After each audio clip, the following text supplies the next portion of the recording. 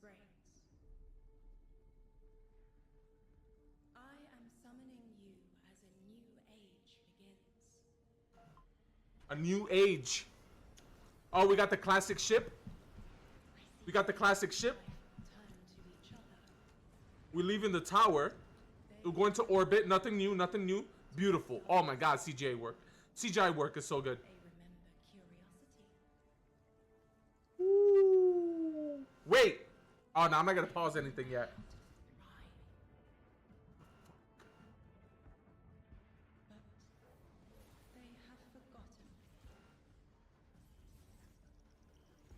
May, December. They forgot we were here long before the traveler. All right, we're in a new solar system. They forgot that they need us. But they are fated to remember. I will remind them. I'm sure you will. Oh, that wasn't even her speaking. Find someone else.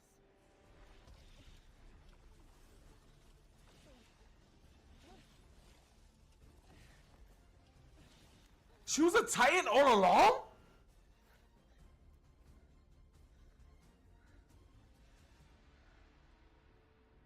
My will is my own. She was a Titan all along? She was a Guardian?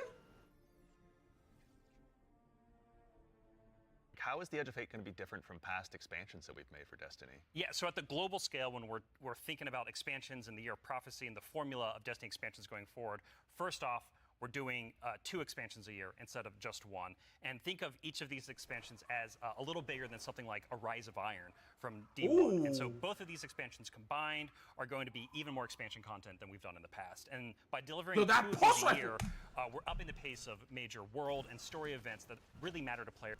Delivering 2 of these. Look at that! Oh man, is that an exotic or like a world pulse rifle for this planet? Those decals, the shape, the frame. It's aggressive, right? It looks aggressive. These a year, we're upping the pace. Oh, of so the major Fallen have world some and story jetpacks events that really matter to Oh, players. it's Strand. Saga forward, and so we're trying radical new things, which each of these expansions, and so alongside this new destination of Kepler, this exotic world, they that look players so will cool. Explore with brand new abilities. We also have world tiers. It's like World Hive, tiers allow you to take on Vex, a higher level of challenge on the Bugs. destination in Ooh, order that to shotgun. attract some of the best loot. Within That's the, a within the precision, release. right? But No, what's it's not cool about precision, world that's, tiers is as you play through the adaptive. mainline story and you play through the first couple of Ooh. worlds, with a lot of our side quest content that is related to the critical path, but you don't have to play it. It's there for you to explore. It's driven by your discovery of the world. You're out in the field, you discover something, and you pick it up, and that's going to help you explore the characters and the world of Kepler more and go deeper into the story. And so, yeah. On Kepler, this strange dark matter. So the Guardian binds itself to the dark matter using the arc powers within. You can think of the dark matter as like a medium, and the arc as this catalyst that will like allow you to completely change form. Transforming into Matter Spark lets you squeeze into tight areas, race around areas. Metroid! When you turn into an orb and as Samus. Into this basically electric rolling ball of death, jolting and shocking enemies that come across your path. So obviously, one big part. They're really movement, diving into the combat, Metroidvania. But, I mean, even just in addition to that, to look a little bit, wider. Like, how did the Matter Spark Ball kind of influence the world that we're going to be inhabiting? Yeah, the team really had to rethink what it means to build a destination with these abilities in mind. A simple hill becomes a ramp to get to a new space. A crack in the wall, it basically will reveal a whole new area to explore. It's also a new way. They added the ghost smashing to actually pick up materials. A bunch of enemies head on. You can look at that Matter Spark pad, transform, turn into this electric ball of death, and then just like start racing around the arena, dash over their heads, and flank from behind, and then really give the House of Exile on Kepler a bad day. We have darkness abilities like Strand and Stasis already. Like, how is dark matter different? Yeah, so dark matter and darkness are two completely separate things. They're completely different things. But dark matter does exist in our world. In the world of Destiny, we know it as being tightly connected to the Nine. It's what the Nine are actually made out of. In our world, dark matter is invisible. You can't really see it. And it wouldn't be very fun to make a destination where there's an invisible thing that you can't actually see.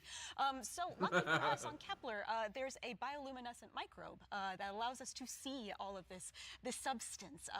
This is what I fucking love about Destiny, man. They have an explanation for every minute detail. Dark matter in real life is invisible. It's everywhere, but it's invisible. But in the Destiny universe, to make it visible, there's a bioluminescent material that somehow manifests this dark matter. Like, that is still fantasy. It's still, but there's an explanation for it. And it's an explanation that could probably exist in real life. World building is very important to me. And if you can make the things that seems fantastical make sense in a way that is agreeable, it's slightly above, you know, slightly beyond the realms of reality, the realms of physics, but it can still be probable. Dude, A1 writing, bro. Destiny's overall lore is one of the best ever. The execution of these lores is like good at best. But if you sit down and like read the lore, like the way, you know, my name is Bife does, you very quickly realize that Destiny's universe is extremely deep and rich and tangible and with a lot of logic, a lot of whimsical elements. Like, it's fantastic, dude. Not Nepal. We're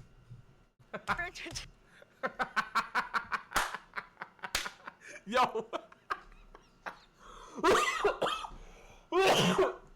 Yo, this dude is ugly, bro. All right, he's not ugly, but this dude looks like Glad, bro.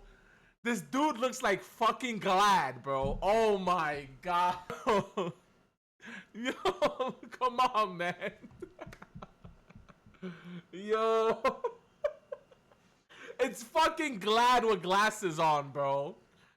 That is so funny. Ikora is here. The stakes are high enough that she's here investigating what's going on. Yo, he's a warlock, actually. Wait. The stakes are high enough that she's here investigating. Yo, he looks so cool. I ain't gonna lie, bro. Now he looks better than I just saw initially. He's a fucking warlock, my guy. He's a fucking warlock, my guy. And as few clicks as we can, like we even have Edge of Fate there in the corner, so that it's like right immediately there, no fumbling around with the map to get to it really. And we're also taking other big parts of the game, the ritual game and for seasons, and putting them into these ops categories. So the idea is that we're having these different ops for different moods. We're having solo ops. We have a bunch of fire team ops. We have pinnacle ops, and of course we have Crucible ops, still super important for the game. Yeah. And Armor 3.0, what do you mean by that? Tiers. And so, like, gear tiers, what do you mean by that? We are probably making the biggest change ever since Shadowkeep. It's huge. The system. It's enormous. It's a huge change. Yeah, so like we're adding set bonuses, which is a long requested feature. Yes, for all sir. the new armor that you're going to be able to get at Edge of Fate launch. New And icons. We're redoing all the stats on armor. Where they can now like exceed 100. Go beyond 100. Go beyond 100 for extra bonuses. Yep. We're gonna every single piece of new legendary armor that drops is going to have all the energy. For 2 pieces Wrecker, you deal significantly increased kinetic damage to combatant shields, overshields, vehicles, and constructs. Constructs include barricades, turrets, stasis crystals, and other objects created in the field.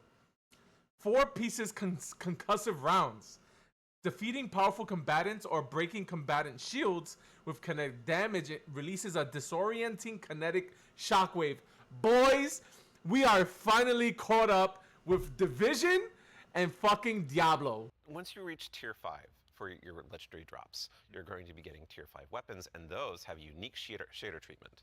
Oh. It's like essentially a completely different look that's going to immediately identify it to you and others that this is the highest tier gear of this drop that you can get. It's going to show on the weapon, it's going to show on the icon, it's even going to show when you kill enemies with that weapon. Hold up. Hold the fucking phone. We have all fucking attachments enhanced plus the origin trait. That AR, that 720 AR, I need that. I need that. That shit looks fire. That's cool. I like that your weapon glows when it's tier 5. Great. Molto bene, molto state. We have Destiny 2 Edge of Fate. Then we got Renegades. What in the Star Wars logo is that, bro? What in the Star Wars font is that, bro? So July 15th is the Edge of Fate, which I'm going to call out that whole week. Then around December, oh, a day before my birthday. Vehicle you can take anywhere you can. Wait. Did he just say what I think he said? Combat Sparrow, if you will. Wait, huh? I would kind of wish I was playing it right now, not going to lie. But the thing that people at home don't know is we have a new reward. That's a unique thing in Destiny if you invest in this event, if you go and play. And it is a free-to-play event. So this reward is free-to-play. It is a new combat vehicle that goes in your Sparrow sled. Combat Sparrow. We're finally getting a Sparrow with fucking weapons! We've been asking for this for like 10 years. If you will, called the Griffin. And oh, the really Griffin! Cool, the shooting range. Oh! The shooting range is being added to the tower. It is a now permanent addition to the game with the launch of Armspeak. We're not taking it away. And you can go there and you can try out everything in your kit, everything about your build. Finally! With all So I am absolutely thrilled to be able to give our first sneak peek at Destiny 2 Renegades. Let's take a look.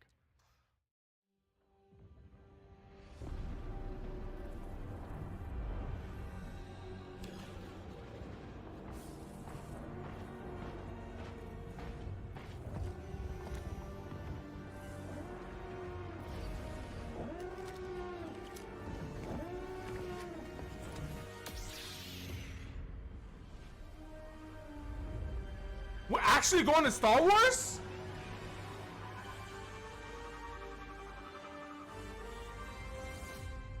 Wait, what the fuck? No, super excited to share more of that in the future, but that actually leads us to the conclusion of today's show, which again, All right, I think what he was literally hinting at was like, I did see Lucasfilm on the bottom, by the way.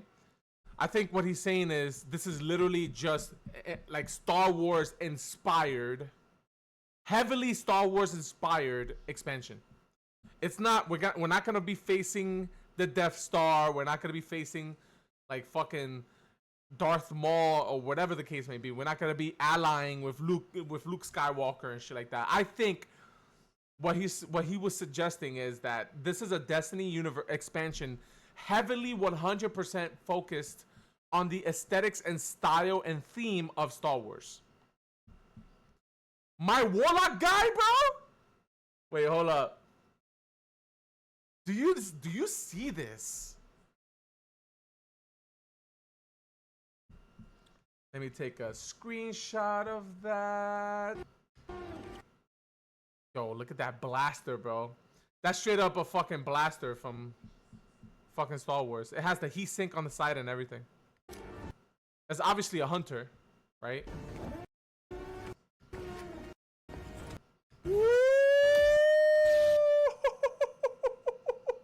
Look at that fucking, look at me right there, bro. You see me right there, bro. Yeah, I think it's gonna be like a extremely heavily like emphasized Star Wars universe. Like we're gonna get references that is closely tied to the actual like fucking Star Wars universe. We might even get like legit Star Wars inspired like enemies, Star Wars inspired like final boss, like antagonists.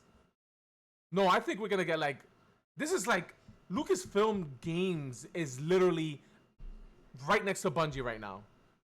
I think we're gonna get like legit enemies that looks just like Darth Vader, but like not exactly Darth Vader. You know what I'm saying? Like Lucasfilm is like probably saying, yes, you can make an enemy that looks like you can make a villain very similar to Darth Vader, literally like his voice and everything, but you cannot name him Darth Vader. He can act like Darth Vader, right? But he cannot be called Darth Vader. You get what I'm saying? All the updates once they're available. But as far as today goes, the Edge of Fate and the entire Year of Prophecy pre-orders are available starting right now. Now, pre-ordering for starters, the Ultimate Edition will go ahead and unlock the New Land Beyond. New Land Beyond. New the Land exotic Beyond. snipers. Beyond. Ooh, I can't wait, man. I can't wait, same, honestly. That'll be unlockable in addition to several other goodies. And also, we've also got a collector's edition that'll be available. Yo, oh my God. Wait, what?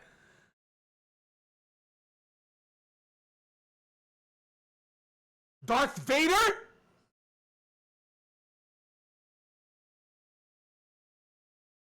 Kylo Ren? The fucking four-arm robot bitch that I forgot? Look at that shit, man. With a awful lot of very cool stuff, Where's my including this fucking cool card? statue that you may have